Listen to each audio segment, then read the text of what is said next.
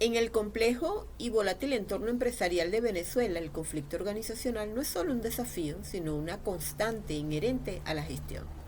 Las dinámicas sociales, económicas y políticas del país han moldeado una realidad donde la escasez de recursos, la incertidumbre y la alta rotación de personal se convierte en detonantes recurrentes de tensiones. En este contexto, la gerencia no solo debe ser un vehículo para alcanzar metas, sino un arte para la resolución de conflictos. Es por ello que se van a analizar los estilos de respuesta más comunes del gerente local, ofreciendo una base para el desarrollo de estrategias que promuevan la estabilidad y la productividad. En el ámbito organizacional, la negociación es un proceso complejo y estratégico que se distingue por una serie de características particulares que la diferencian de una negociación interpersonal simple. Comprender estos elementos es fundamental para aplicar las estrategias de manera efectiva. En primer lugar, tenemos la multidimensionalidad. La negociación en las organizaciones rara vez se limita a una sola variable, como el precio. Generalmente es multidimensional, ya que involucra múltiples elementos que se interrelacionan. Un acuerdo sobre un punto puede afectar a otros y el valor total del acuerdo se mide por la combinación de todas las variables. Por ejemplo, una negociación con un proveedor no solo considera el costo por unidad, sino también la calidad, los plazos de entrega, los términos de pago, el servicio postventa y las garantías. Una concesión en el precio podría ser compensada por una mejora en los plazos de entrega. En segundo lugar, tenemos la interdependencia de las partes. Las partes negociadoras en una organización son a menudo interdependientes en su éxito. Esto significa que una victoria total para una de las partes puede resultar en un detrimento para la organización en su conjunto o para futuras interacciones. A diferencia de una transacción única, las negociaciones organizacionales suelen ser parte de una relación continua. Por ejemplo, el departamento de finanzas y el de marketing negocian el presupuesto para el próximo año. Si finanzas impone un recorte drástico, marketing no podrá alcanzar sus objetivos de venta, lo que a largo plazo perjudicará los ingresos totales de la empresa, afectando a ambos departamentos. En tercer lugar, tenemos la negociación por apoderados. Con frecuencia, los negociadores actúan como apoderados o representantes de un grupo, un departamento o la empresa completa, en lugar de negociar por sí mismos. Esto añade una capa de complejidad, ya que el negociador debe equilibrar sus propios intereses, los de su equipo y los de la organización. Por ejemplo, un gerente de recursos humanos que negocia un paquete de beneficios con un sindicato. El gerente no solo defiende sus propios intereses, sino que debe asegurarse de que el acuerdo sea financieramente viable para la empresa y justo para el resto de los empleados no sindicalizados. En cuarto lugar, tenemos influencia de las normas y procedimientos. Las negociaciones organizacionales están influenciadas por un marco de normas, políticas y procedimientos internos que pueden limitar el margen de maniobra de los negociadores. Los acuerdos deben ser consistentes con la cultura y las reglas de la empresa. Por ejemplo, un gerente de compras negocia un contrato con un nuevo proveedor, pero está restringido por las políticas de la empresa que exigen que cualquier acuerdo por encima de un cierto monto sea aprobado por un comité de adquisiciones, independientemente del beneficio percibido. Y en quinto lugar, tenemos la presencia de intereses múltiples y ocultos. En las organizaciones los conflictos pueden ser complejos debido a la superposición de intereses múltiples y ocultos. Las personas pueden tener objetivos personales, por ejemplo, ganar prestigio o un ascenso, que influyen en sus decisiones, además de los objetivos formales de la organización. Ejemplo de ello tenemos, dos gerentes discuten sobre la asignación de personal para un nuevo proyecto. A primera vista, la discusión es sobre la eficiencia del proyecto, pero un interés oculto de uno de los gerentes puede ser liderar el proyecto para posicionarse como un candidato para una promoción. Continuamos con los fundamentos de la negociación basada en principios. Es importante destacar que este enfoque contrasta drásticamente con la negociación posicional, que a menudo se convierte en un pulso de voluntades donde las partes se atrincheran en sus posturas y hacen concesiones a regañadientes. Los 4 pilares de la negociación basada en principios se mencionan a continuación. En primer lugar, tenemos separar a las personas del problema. El primer y más crucial principio es tratar a las personas con respeto y empatía, mientras se es duro con el problema. Esto evita que las emociones personales descarrilen el proceso y permite que las partes se concentren en la cuestión en disputa. Por ejemplo, en un conflicto entre 2 gerentes por la asignación de presupuesto, en lugar de atacarse mutuamente por ser egoístas o no entender, se enfocan en los méritos de cada proyecto y las necesidades objetivas que intentan cubrir. En segundo lugar, tenemos concentrarse en los intereses, no en las posiciones.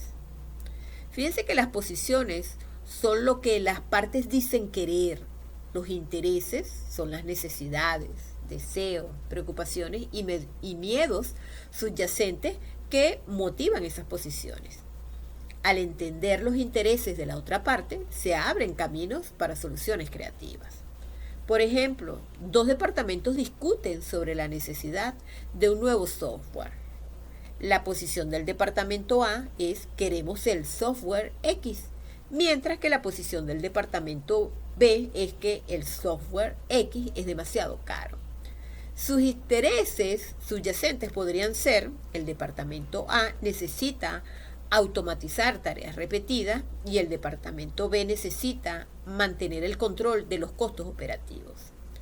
Al centrarse en esos intereses, entonces pueden explorar otras opciones de software que también automaticen tareas y sean más asequibles. En tercer lugar, tenemos inventar opciones de beneficio mutuo. Una vez identificados los intereses, el siguiente paso es generar una variedad de posibles soluciones que beneficien a ambas partes. Este es un proceso de lluvia de ideas donde no se juzga ninguna idea inicialmente. El objetivo es expandir la torta antes de pensar en cómo dividirla. Por ejemplo, en una negociación salarial, en lugar de solo discutir el salario base, se podrían explorar opciones integrativas como bonificaciones por desempeño, horarios flexibles, oportunidades de capacitación o participación en proyectos especiales que también satisfagan los intereses del empleado y de la empresa. En cuarto lugar y último, tenemos insistir en criterios objetivos. En lugar de ceder a la presión o a la voluntad de la otra parte, las decisiones deben basarse en estándares justos, independientes de la voluntad de cualquiera de las partes. Y esto puede incluir el valor de mercado, los precedentes, la opinión de expertos o la ley. Por ejemplo, en una disputa por un contrato de servicios, las partes pueden recurrir a tarifas promedio del sector, a cláusulas estándar en contratos similares o a la opinión de un auditor externo para determinar un precio justo y equitativo. Continuamos con el proceso de negociación. El proceso de negociación es una secuencia de etapas que las partes siguen para llegar a un acuerdo. No es un evento único, sino un ciclo que va desde la preparación hasta el seguimiento del acuerdo. A continuación, se detallan cada una de sus fases. La primera fase es la preparación. Fíjense que esta es la etapa más crucial, ya que determina el éxito de la negociación. Esta consiste en la recopilación de información y el establecimiento de una estrategia. Una buena preparación va a minimizar la improvisación y va a dar una ventaja competitiva. En esta se hace una identificación de objetivos. ¿Qué se quiere lograr? ¿Cuál es el objetivo mínimo o cuál es el objetivo ideal? Se hace un análisis de la otra parte, en donde se investigan los intereses, las necesidades y posibles limitaciones de la contraparte. Se hace un desarrollo de la mejor alternativa a un acuerdo negociado, que es conocido por las siglas MAAN. Entonces, esto es un plan de acción si la negociación fracasa. Es el punto de salida y la fuente de poder. Por ejemplo, un empleado que quiere un aumento salarial investiga los rangos salariales del mercado para su puesto, define un aumento mínimo aceptable y prepara una lista de sus logros. Entonces, su mejor alternativa a un acuerdo negociado, entonces es una oferta de trabajo de otra empresa que ha recibido. En segundo lugar tenemos la apertura y el intercambio de información. En esta fase, las partes se sientan a la mesa para presentar sus posiciones iniciales. Aquí el objetivo no es solo exponer lo que se quiere, sino también escuchar activamente para entender las necesidades de la otra parte. Es el momento de construir una relación y generar confianza. Entonces tenemos una presentación inicial, donde cada parte presenta su postura de forma clara y respetuosa. Hay un sondeo de intereses, en donde se hacen preguntas abiertas para descubrir los intereses subyacentes más allá de las posiciones declaradas. Por ejemplo, el empleado presenta su propuesta de aumento basada en su desempeño. Entonces el gerente escucha y pregunta sobre los objetivos profesionales del empleado y si hay otros factores como la capacitación o un horario flexible que también son importantes para él. Continuando con las fases, tenemos la etapa número 3, negociación y propuestas. Esta es la fase de regateo y creatividad, donde se exploran diferentes opciones para llegar a un acuerdo. Las partes hacen concesiones y proponen soluciones para cerrar las brechas entre sus posiciones iniciales. Aquí se observa una generación de opciones, donde se proponen múltiples soluciones, incluso ideas que parecen descabelladas, para expandir el pastel y encontrar un valor oculto. Hay un análisis y evaluación porque se discuten las propuestas, evaluando su viabilidad y su impacto en ambas partes. Por ejemplo, el gerente no puede ofrecer el aumento completo, pero propone una bonificación por rendimiento y la posibilidad de tomar un curso de certificación pagado por la empresa. El empleado, que también valora el desarrollo profesional, considera esta opción. La cuarta etapa es el cierre y acuerdo. En esta etapa, entonces, se llega a un consenso y se formaliza el acuerdo. Es fundamental que el acuerdo sea claro, detallado y no deje lugar a ambigüedades para evitar malentendidos futuros.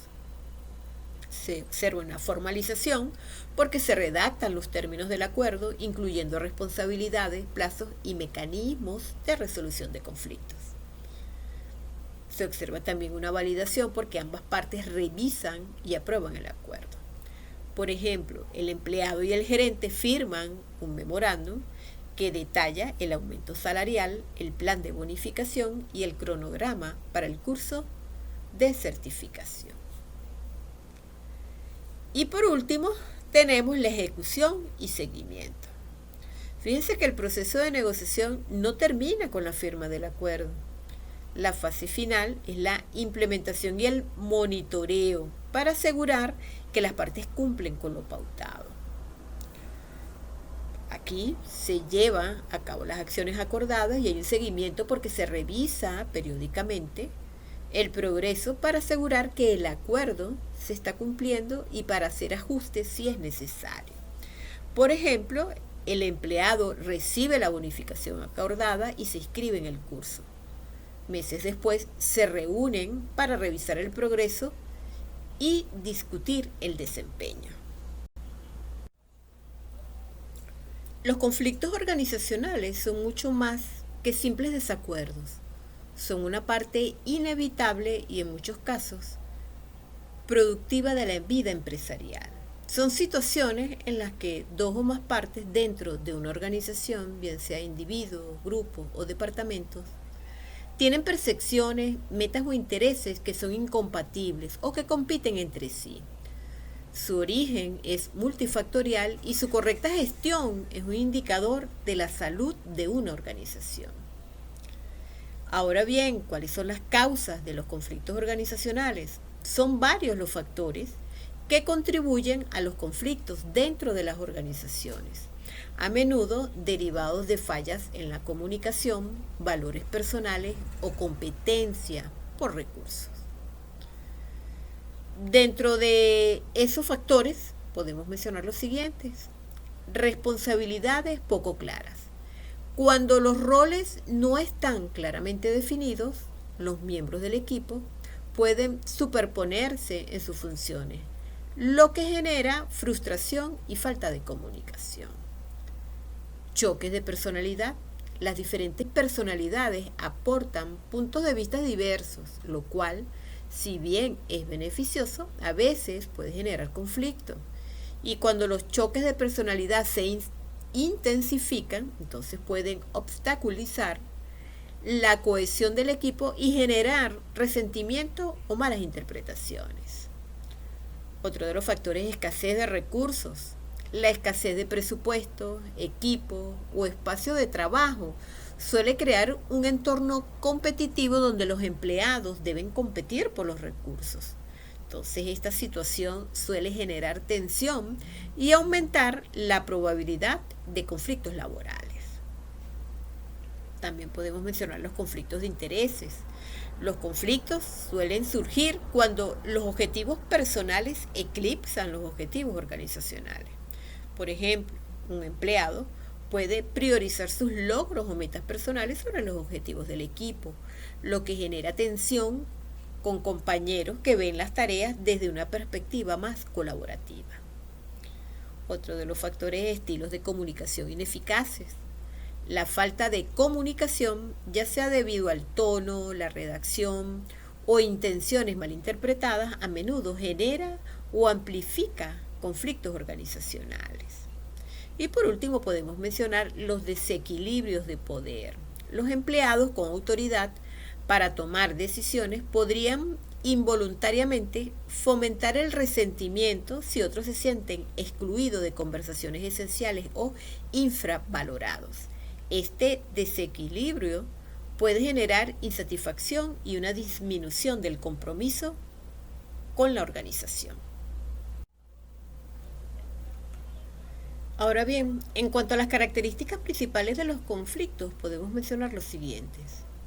Los conflictos son multicasuales, es decir, los conflictos rara vez tienen una única causa. Suelen surgir de una combinación de factores como la escasez de recursos, las diferencias de personalidad, las interdependencias de las tareas o los objetivos divergentes entre departamentos. Por ejemplo, el departamento de ventas quiere un mayor presupuesto de marketing para alcanzar sus metas de ingresos, mientras que el departamento de finanzas busca reducir gastos para aumentar la rentabilidad. El conflicto no es solo por el dinero, sino por metas organizacionales contrapuestas. También podemos decir que hay un dinamismo y evolución. El conflicto no es un estado estático, es un proceso que evoluciona con el tiempo. Comienza con una diferencia latente y puede escalar hasta una confrontación abierta. La forma en que se maneja en las primeras etapas va a determinar su impacto final. Por ejemplo, un pequeño malentendido entre dos empleados sobre un proyecto puede escalar rápidamente un conflicto interpersonal si no se aborda a tiempo, afectando a la moral del equipo y la productividad. Podemos también mencionar el impacto positivo y negativo de los conflictos. Aunque a menudo se perciben como algo negativo, los conflictos pueden ser también una oportunidad para el crecimiento dentro de las organizaciones. Impacto negativo. Pueden generar estrés, reducir la productividad, crear un ambiente de trabajo tóxico y llevar a la pérdida de personal. Pero el impacto positivo es que un conflicto bien gestionado puede fomentar la creatividad, mejorar la toma de decisiones al considerar diferentes perspectivas, fortalecer la cohesión del equipo y sacar a la luz problemas subyacentes en la organización que requieren soluciones. Hay presencia de intereses versus posiciones. En un conflicto, la posición es lo que una parte dice que quiere. Quiero el puesto X, mientras que el interés es la necesidad o ese motivo que está presente. Quiero el puesto X para tener más autonomía. Un conflicto se resuelve de manera más efectiva cuando se exploran los intereses, no solo las posiciones. Por ejemplo, dos gerentes compiten por liderar un proyecto. Y uno quiere ser el líder, pero tiene otros intereses, pues. Uno busca visibilidad para un ascenso y el otro busca una oportunidad para aplicar una nueva metodología que considere crucial para la empresa. Otra de las características, que hay variedad de tipos, pues los conflictos se manifiestan de diversas formas y niveles en una organización. Hay conflictos intrapersonal, cuando el conflicto de un individuo con sus propias metas o valores. Interpersonal, que es el más común entre dos o más personas. Intragrupal, dentro de un mismo equipo o departamento. E intergrupal, entre diferentes equipos o departamentos. Los autores Kenneth Thomas y Ralph Kleeman desarrollaron unos modos o unas formas de manejar el conflicto, los cuales consideran que es un modelo, pues, fundamental para comprender cómo las personas responden a las diferencias. Ellos consideran que en lugar de ver el conflicto como algo que se debe evitar, este modelo ayuda a entender que la elección de una estrategia de respuesta depende de qué, de la situación y del objetivo final. Ellos plantean 5 modos, los cuales están definidos por 2 dimensiones principales. La primera es la asertividad, que es el grado en que la persona intenta satisfacer sus propios intereses. Y la segunda es la cooperación, que es el grado en que intenta satisfacer los intereses de los demás. A continuación, vamos a desarrollar en qué consisten estos modos o formas de manejar el conflicto. El primero es competir bajo una relación ganar-perder. Este modo se caracteriza por una alta asertividad y baja cooperación. El individuo que compite ve el conflicto como una batalla en la que debe ganar a toda costa. Y su principal objetivo es imponer su punto de vista y lograr sus metas, sin importar el impacto que esto tenga en la otra parte. Esta estrategia es útil en situaciones de emergencia donde se requiere una decisión rápida y fría, o cuando se defiende una postura ética o legal sin compromisos. Sin embargo, su uso frecuente puede dañar las relaciones interpersonales y crear un ambiente de trabajo hostil. Por ejemplo, en una reunión de equipo, un gerente insiste en que su proyecto es el único que debe recibir financiamiento, argumentando que es la única forma de que la empresa crezca, sin escuchar las propuestas de los demás. El segundo modo es evitar. El modo de evitar muestra una baja asertividad y baja cooperación. Aquí la persona que evita el conflicto simplemente lo ignora, lo pospone o se retira de la situación. Esto puede ser útil si el problema es trivial o si el costo de la confrontación es mayor que los beneficios de la resolución. No obstante, si se utiliza de manera constante, puede llevar a que los problemas no se resuelvan y se agraven con el tiempo, afectando entonces la moral y la productividad del equipo. Por ejemplo, 2 miembros del equipo tienen un desacuerdo recurrente sobre un proceso de trabajo. El líder, en lugar de mediar, entonces les dice que resuelva sus diferencias por su cuenta y no se involucra. El tercer modo es acomodar, es una relación perder-ganar. Entonces, este modo se basa en la baja asertividad y la alta cooperación. La persona que acomoda sacrifica sus propios intereses para satisfacer los de la otra parte. Esta estrategia es útil cuando la relación con la otra persona es más importante que el problema en sí, o cuando uno se da cuenta de que está equivocado. Sin embargo, si se recurre a este modo de forma habitual, puede generar resentimiento y la sensación de que las propias necesidades no son importantes. Por ejemplo, en una negociación, un empleado cede a una demanda irrazonable de un colega para evitar tensiones, a pesar de que la decisión afectará negativamente su propio trabajo.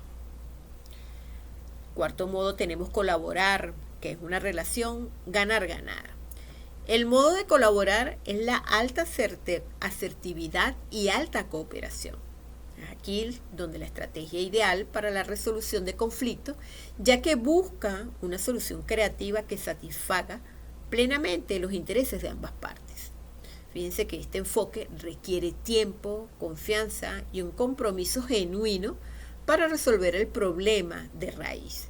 Es la base de la negociación integrativa y fortalece las relaciones a largo plazo. Por ejemplo, dos gerentes de departamento tienen un conflicto sobre el uso de un recurso compartido. En lugar de competir, se sientan a dialogar y encuentran una solución innovadora. Invertir en un nuevo equipo que beneficie a ambos departamentos y alinee sus objetivos. Por último, tenemos el comprometer. El modo de comprometer se sitúa en el centro, con asertividad y cooperación moderadas. En este enfoque, las partes renuncian a algo para llegar a un acuerdo. Es una estrategia de solución intermedia que es útil para resolver problemas rápidamente, especialmente cuando el tiempo es limitado o cuando las metas de las partes son mutuamente excluyentes. Aunque no satisface plenamente a nadie, es una forma efectiva de mantener el progreso y evitar un estancamiento total. Por ejemplo, en un proyecto con un presupuesto limitado, dos equipos quieren contratar a 3 consultores. Cada uno negocian y acuerdan que cada equipo contratará solo a 2, logrando una solución que satisface parcialmente a ambos. Ahora continuamos con el punto de estrategias para reducir el estrés en las organizaciones.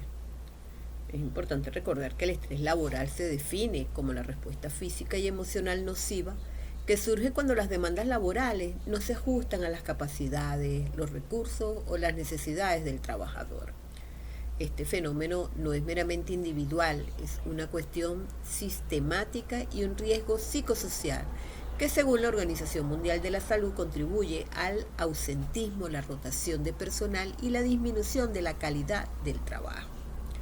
Las principales fuentes de estrés en el entorno corporativo suelen incluir carga de trabajo excesivo e insuficiente, en donde se evidencia un desequilibrio entre las tareas asignadas y el tiempo disponible, una falta de control, porque hay una escasa participación en la toma de decisiones que afectan el propio trabajo, ambigüedad del rol, que hay una definición vaga o contradictoria de las responsabilidades, relaciones interpersonales conflictivas, se presentan disputas o falta de apoyo social entre compañeros o con la dirección, y hay inseguridad laboral y falta de reconocimiento. La mitigación del estrés requiere una intervención multifacética que abarque tanto el nivel organizacional, prevención primaria, como el individual, una prevención secundaria y terciaria. Entonces vamos a ver el enfoque a nivel organizacional, primaria. Estas estrategias buscan modificar el diseño del trabajo y el entorno laboral para prevenir la aparición del estrés. En primer lugar, podemos mencionar la optimización del diseño del trabajo y carga laboral, tomando en consideración los siguientes elementos. En primer lugar, análisis ergonómico, que es la revisión y ajuste de las cargas de trabajo para asegurar que sean desafiantes pero manejables. En segundo lugar, el fomento de la autonomía, que permite aumentar el control de los empleados sobre cómo y cuándo realiza sus tareas, siempre que sea factible. Esto mejora la percepción de control y reduce la indefección aprendida. En tercer lugar, tenemos la clarificación de roles y objetivos. Hay que establecer descripciones de puestos claros, detallados y comunicados para eliminar la ambigüedad y el conflicto de rol. Como segundo punto podemos hablar de las mejoras de la comunicación y participación, el cual abarca canales de diálogos abiertos. Hay que implementar mecanismos efectivos para que los empleados puedan expresar sus preocupaciones sin temor a represalia. Por ejemplo, buzones de sugerencias, anónimos, reuniones regulares de feedback. Otro aspecto es la cultura de reconocimiento, crear sistemas formales e informales para valorar el esfuerzo y el logro. Entonces, el reconocimiento actúa como un poderoso factor protector contra el estrés.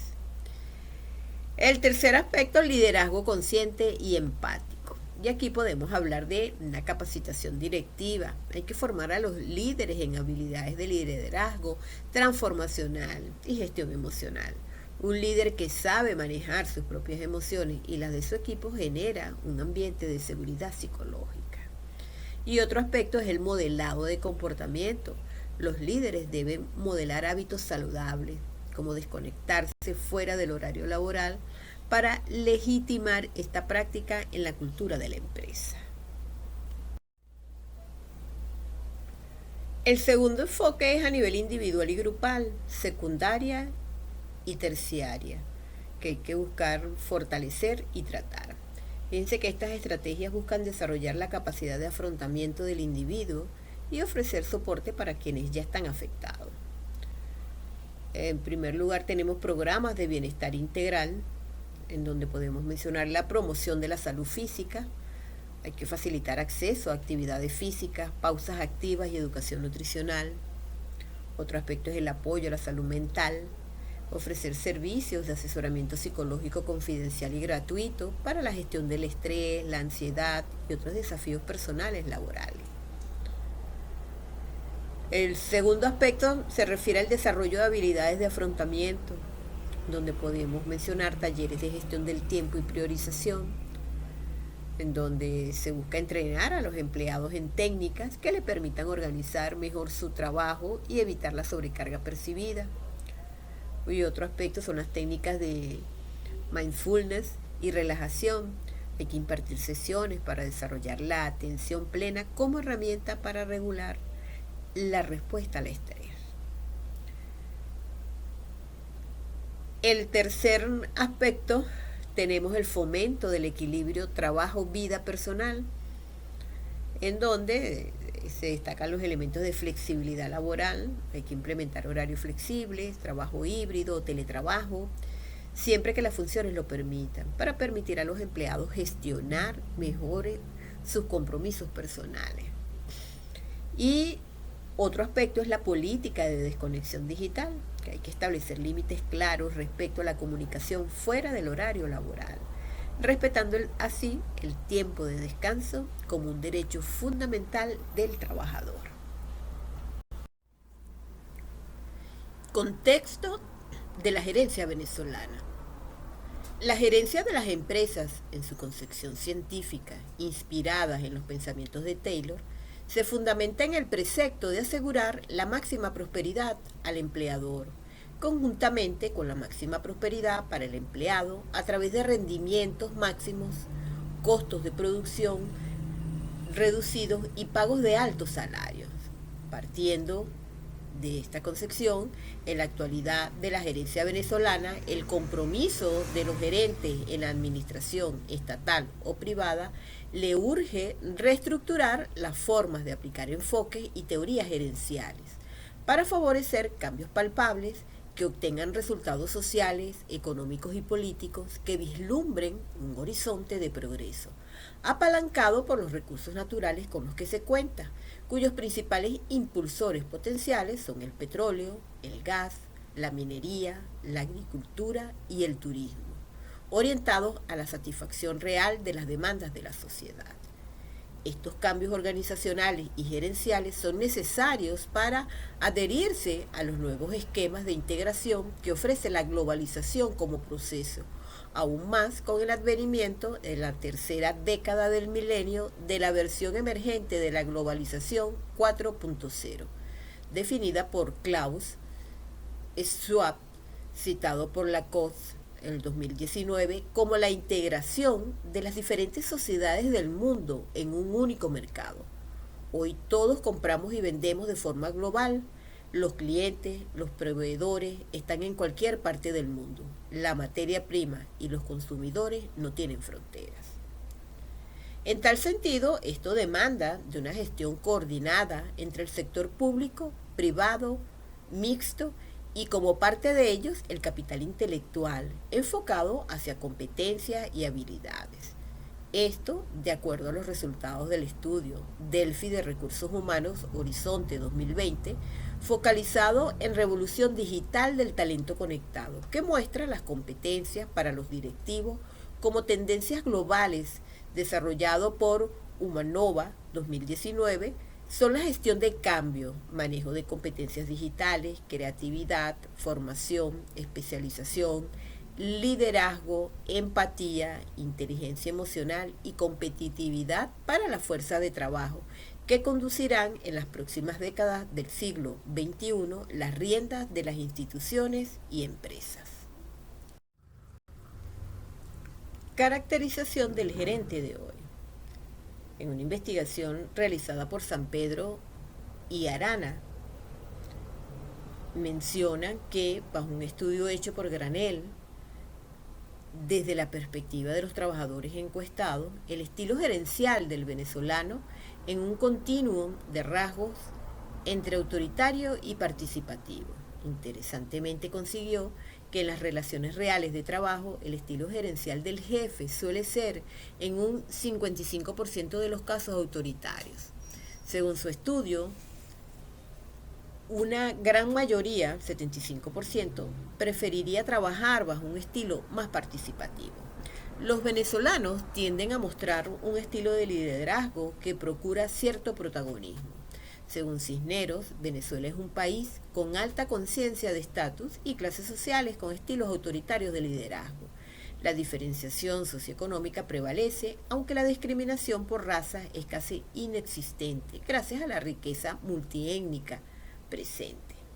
Por su parte, Marcos y Avellán consideran que los gerentes venezolanos en general logran acuerdos en situaciones donde hay preferencias diferentes y son buenos negociadores, que ceden en algunos puntos cuando lo consideran necesario para lograr un objetivo.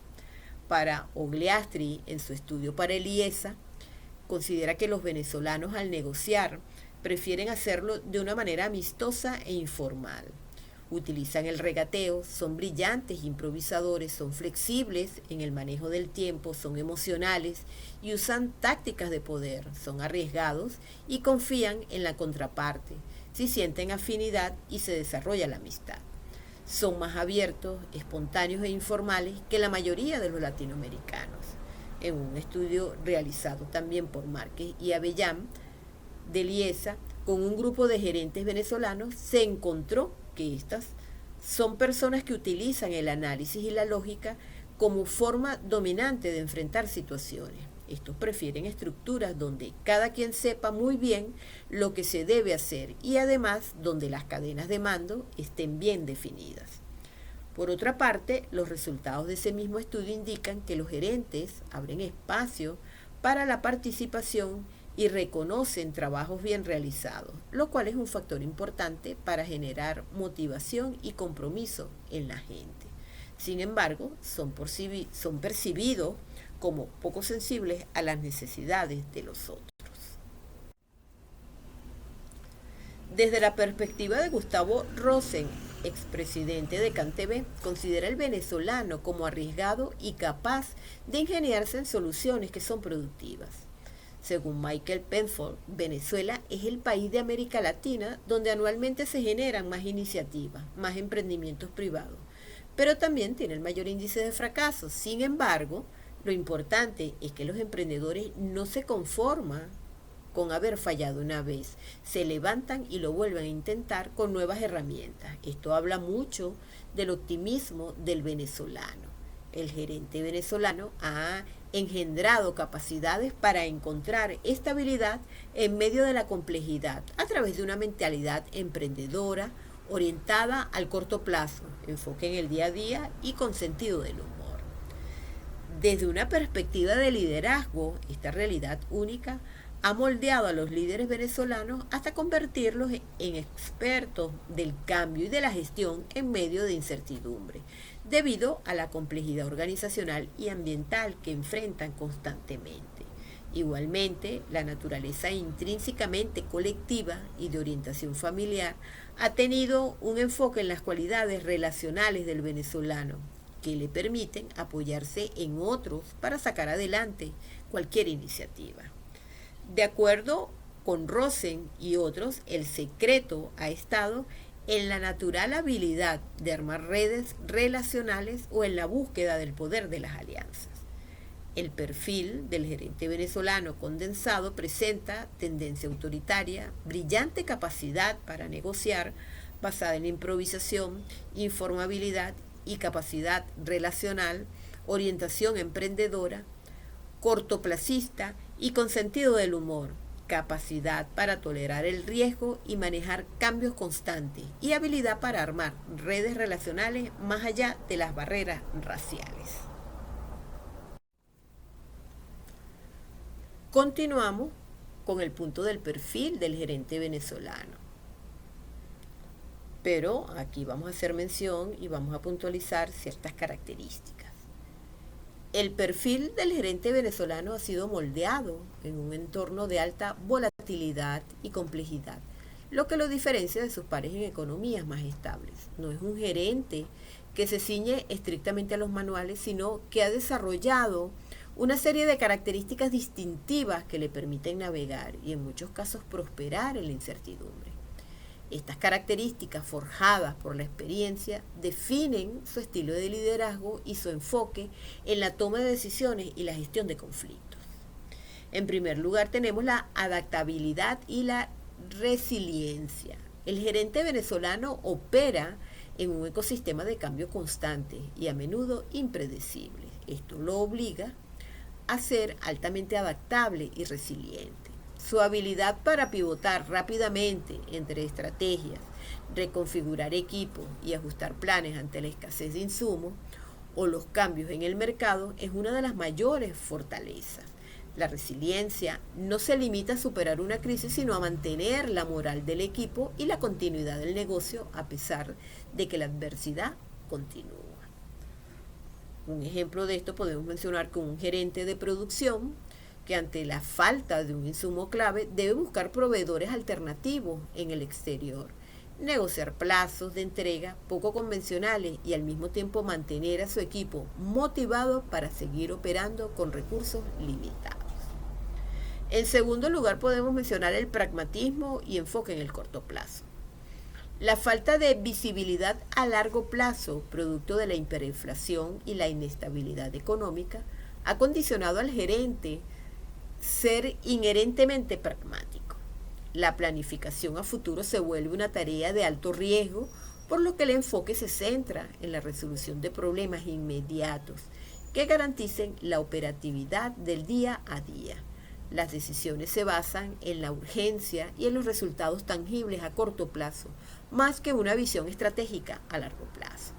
Por ejemplo, en lugar de invertir en un proyecto de expansión a 3 años, un gerente prioriza la compra de inventario que asegure la producción para el próximo mes, incluso si el costo es elevado porque sabe que el valor del dinero se devalúa rápidamente.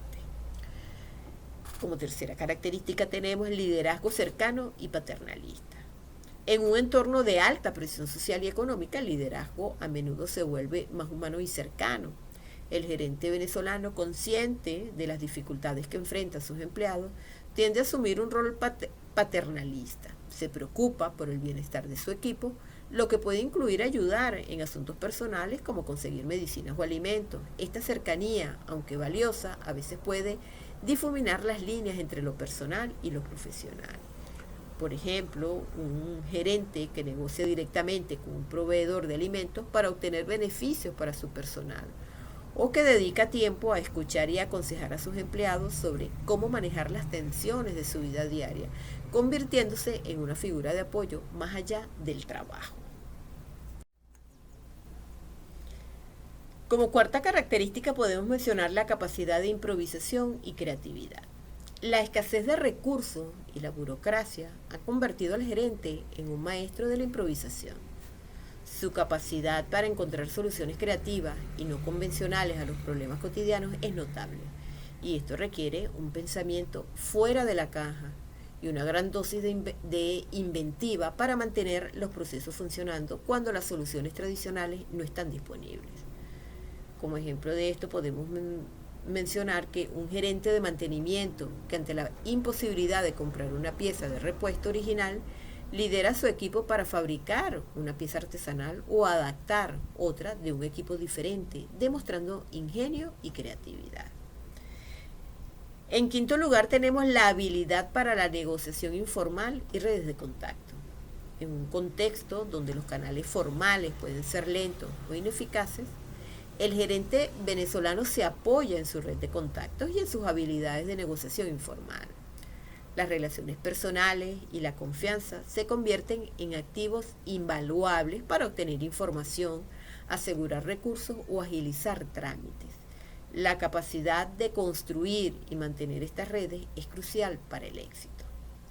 Por ejemplo, un gerente de logística que logra conseguir combustible para los camiones de la empresa a través de un contacto personal en otra compañía, o que agiliza un trámite gubernamental a través de la ayuda de un conocido, demostrando que en el contexto venezolano el quien conoce es tan importante como el que sabe. Estilos de respuesta gerenciales. El gerente venezolano, por necesidad y experiencia, ha desarrollado estilos de respuestas particulares ante el conflicto, que a menudo se alejan de los modelos de gestión tradicionales. El primer estilo es el estilo competitivo, ganar-perder. Este es uno de los estilos más comunes, impulsado por la necesidad de asegurar recursos escasos. Aquí el gerente adopta una postura autoritaria y a imponer su voluntad, sin importar los costos para las relaciones interpersonales. Suelen creer que en un ambiente de supervivencia, la asertividad y la confrontación son las únicas formas de conseguir lo necesario para su departamento. Este estilo es visto en la lucha por presupuestos limitados o cuando se defienden insumos críticos para la operación. Sin embargo, a corto plazo puede asegurar recursos, pero a largo plazo daña la moral del equipo, genera resentimiento y fomenta un ambiente de desconfianza y miedo. Como segundo estilo tenemos el de evasión.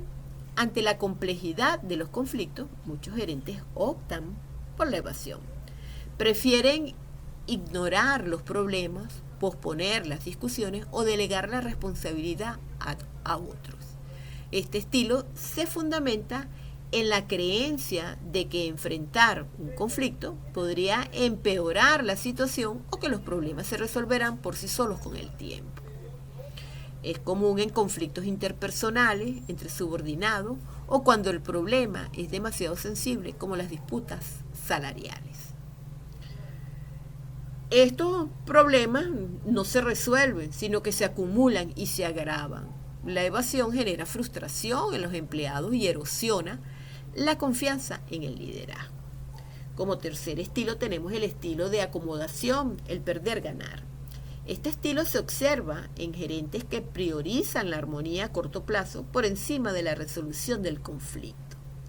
Ceden ante las demandas de la otra parte para mantener la paz y evitar la confrontación, incluso si esto va en contra de los intereses de su equipo o de la empresa.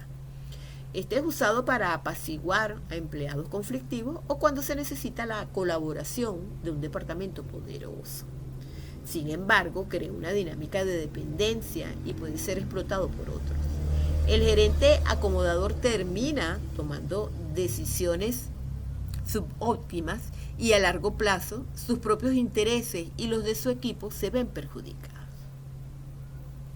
Como cuarto estilo, podemos mencionar el estilo de compromiso, un estilo más maduro y pragmático que se utiliza en situaciones donde el tiempo es un factor limitante. El gerente busca una situación intermedia donde ambas partes ceden en algo para llegar a un acuerdo rápido. Es una solución de mitad y mitad que no satisface plenamente a nadie, pero permite avanzar. Este es visto o es ideal para conflictos sobre la asignación de personal, horarios o pequeños recortes de presupuesto, donde no hay una solución perfecta. Sin embargo, es una estrategia funcional que permite el progreso, pero puede no abordar la causa raíz del conflicto, lo que podría llevar a que se repita en el futuro. Y por último tenemos el estilo de colaboración ganar-ganar. Este es el estilo ideal, pero el menos común en el entorno venezolano debido a la escasez y la desconfianza. El gerente colaborativo busca una solución integrativa que satisfaga plenamente a ambas partes. Requiere altos niveles de confianza, comunicación y un enfoque en los intereses subyacentes, no solo en las posiciones. Este se utiliza en la gestión de proyectos complejos, donde se necesita la cooperación de múltiples equipos para lograr un objetivo común. Sin embargo, fomenta la innovación, fortalece las relaciones interpersonales y crea un ambiente de trabajo positivo y productivo. Y para finalizar, les dejo este pensamiento de Steve Jobs. La esencia de toda estrategia es decidir lo que no tienes que hacer. Gracias por su atención.